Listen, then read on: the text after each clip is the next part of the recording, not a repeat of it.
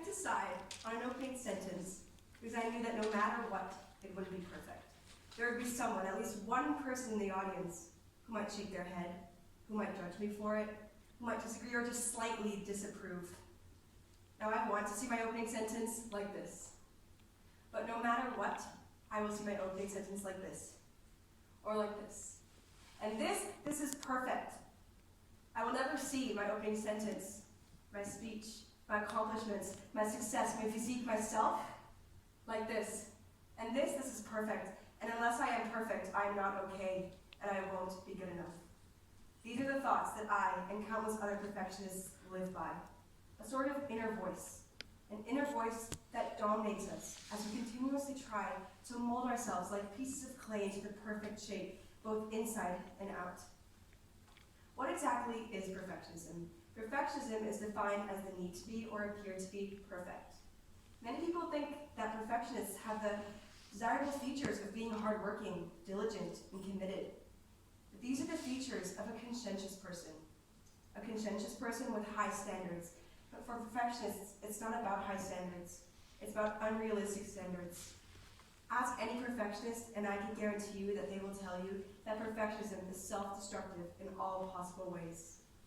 What exactly is the difference between a perfectionist and a non-perfectionist? A non-perfectionist, a conscientious person, has more adaptive ways of coping with things when they go wrong. While a perfectionist feels every bump in the road, and they're quite stress sensitive.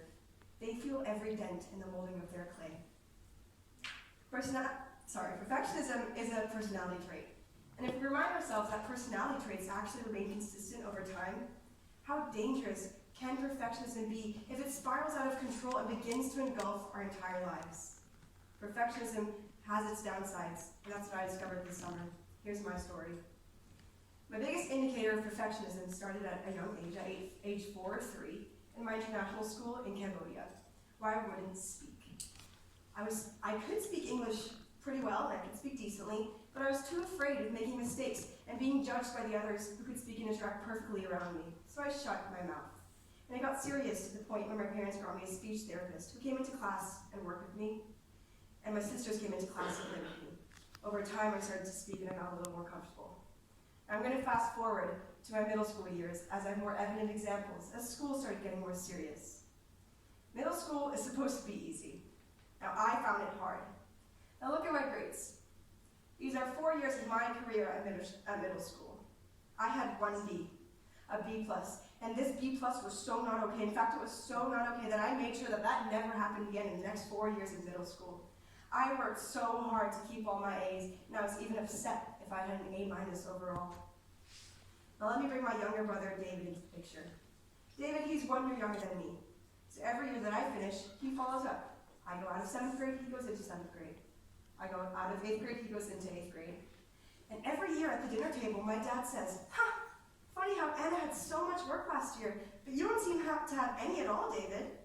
Now this is partly because David's naturally very intelligent and barely has to study at all. But this is also because I never stopped working. Every night I worked hard for all my A's, and David would follow up, working less than half the amount, and he still succeeded. Why did I work and work? Because for me there was never enough, and it would not be good enough. It had to be perfect. Now on top of this, in middle school I played the flute and the piano weekly, but I was more involved in sports. I played 3 fall seasons, 4 winter seasons, and 4 spring seasons. You might ask, where's that 4th fall season? Well, let me tell you that in 5th grade, in the first season, I didn't make the U12 volleyball team. And just like that B+, I made sure that that never happened again, and then I played in the next consecutive years of middle school, all sports seasons. And as any player did, or athlete did, I had to strive, of course, in every sport. I'm the captain on the basketball teams. I'm the point guard, feeling the need to set everything up and have it exactly as I want it to. I've been captain of U15 soccer, of track and field, of U14 volleyball. And again, as any athlete or player did, I got upset with myself, and I made mistakes. But as a perfectionist, I never let go of those mistakes. After a game, if I played pretty well, and an audience member would come up to me and say, oh, good game, I'd say, it was all right. And this, even to this day, after a varsity volleyball game and I played okay, a parent will come up to me and say, good game, and I'd shake my head with a doubtful look on my face, because all I can remember is that mistake that I made on the 5th set of the 2nd point, and that was not okay. Now that was what middle school was like for me. But then high school kicked in. And this is what happened. Oh, middle school I had a lot of clay to work with, and I created a lot of beautiful sphere clay balls that were perfect. But then high school came around, and this is what happened. Bit by bit, I couldn't keep up with my set of rules anymore. I had no more structure. At this age, in this world, as we grow, the world throws so much around at us, and we can't just take it all in anymore. And I wanted to take it all in perfectly, but I couldn't. That was okay. I still made hundreds of note cards for every psychology sentence that I had to memorize. I still read the math textbook over and over again so I could maintain an A in honors math. I came back after my first global studies class in 10th grade and complained to my mom, "We don't even have a textbook.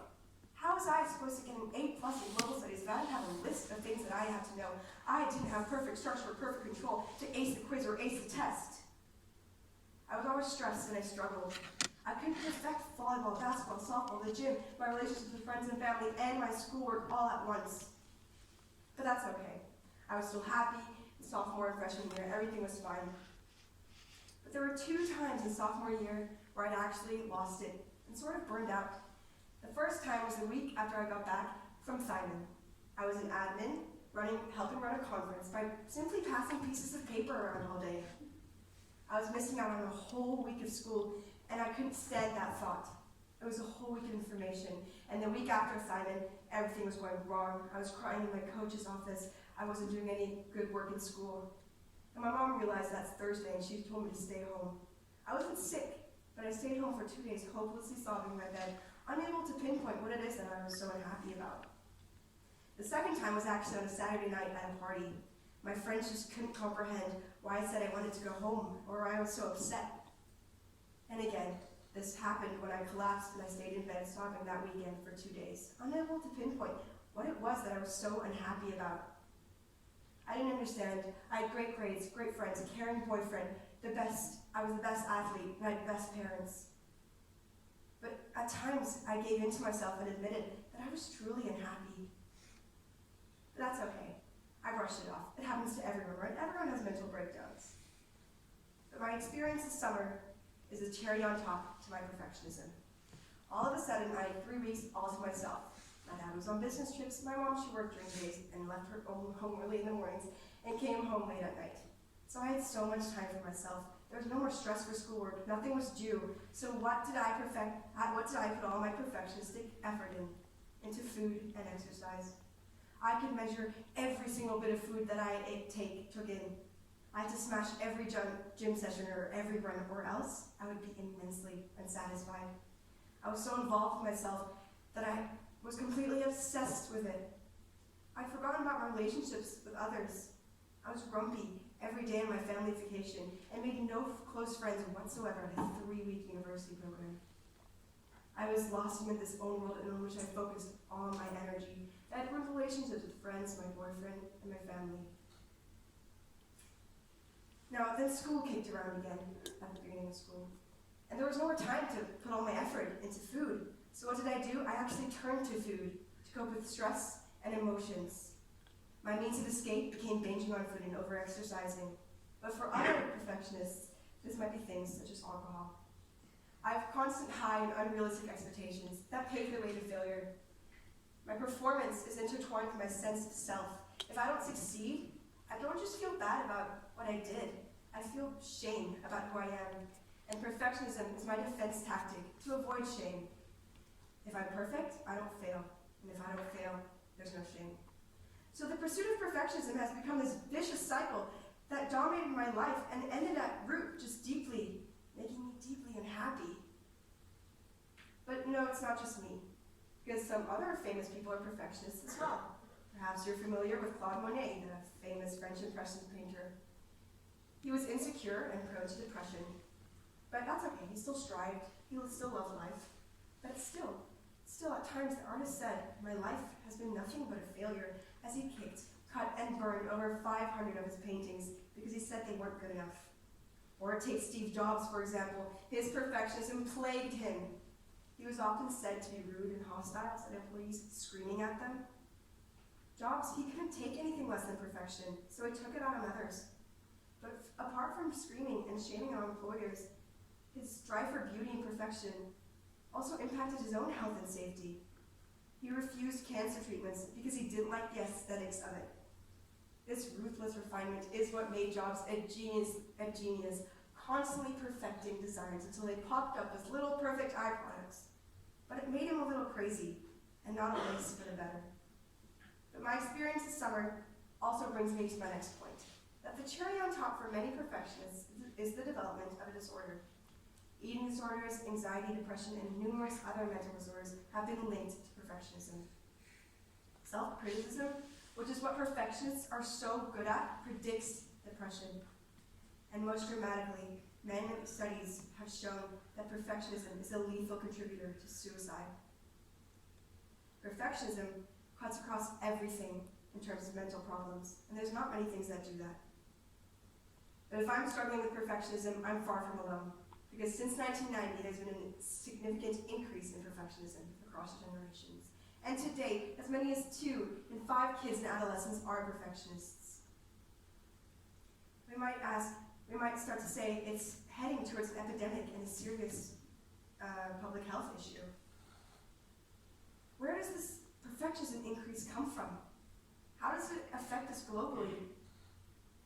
Perfectionism doesn't mean that we're becoming more accomplished. It means that we're becoming sicker, sadder, and even undermining our own potential. Where is the increase from?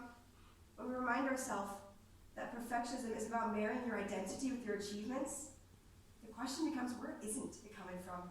We live in a society where the first thing one asks each other is what they do for a living. We are literally valued for the extent and quality of our accomplishments. And for the younger generations, competition is embedded in our schools, from standardized tests to highly pressured university entrances.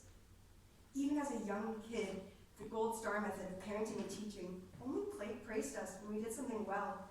We get the idea that we're only worth something if we've had others' approval. But fear of failure is also magnified in other ways. Take social media, for example. Make a mistake and your fear that it might be broadcasted even globally is not completely irrational. And what's more, those glossy feeds that we scroll through a dozen times a day, reinforcing these unrealistic standards. So, and as a result, in our new market-based society, young people are evaluated, ranked, and sifted by employers, teachers, and peers. We get the idea from this logic that if we're ranked poorly, it reflects a personal weakness or flaw. Young people, there's pressure on them to value and outperform their peers, and as a result, serious mental illnesses have resulted from this culture that has changed the way that people think about themselves and others. So, where's the solution? First, for me as an individual, I know that my perfectionism is pretty hard to treat. I'm being trained to be more self-compassionate, but every time that I go back into the same environment, the same school, with the same people, everything kicks right back out the door. My deeply rooted behavior kicks right back in, because it's really a part of me. I've experimented a little bit, letting go a little myself, like doing 2 hours less of work one night, or realizing when I really exhaust myself and when I've taken on too much.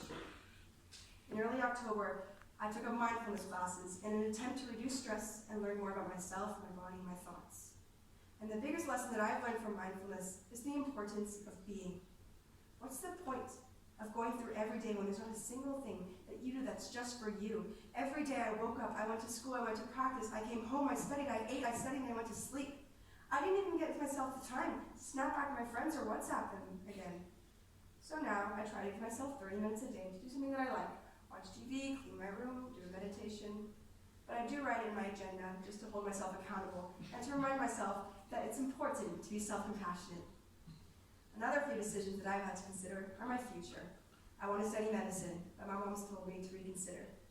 With the amount of content that I'm going to have to learn over a lot of years, I'm going to want to perfect it, and that's impossible. So my mental health might be at stake. And the biggest decision that I've made recently is not to take on a winter sport. Basketball is my favorite sport. I absolutely adore it. But there were so many reasons not to play basketball. I had a back injury, I had shin splints, I needed time within therapy sessions, and I needed time for myself. But I couldn't not go to basketball. It's part of the perfect structure and perfect control of my perfect life. So I went to 2 tryouts of basketball, till I came home and asked my mom again, and she told me to reconsider. And that was a hard decision, coming home every day right after school, and having more time on the weekends. But when I look back at how I was in early November in this hole compared to now, I'm proud of the growth that I've made. And I'm proud of the decisions that I've taken.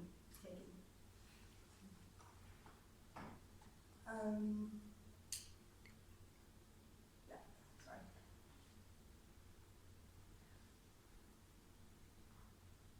But it's a work in progress. Every time that I replace self-criticism with perfecting, every time that I replace self-criticism and perfecting with self-compassion, I feel less stressed.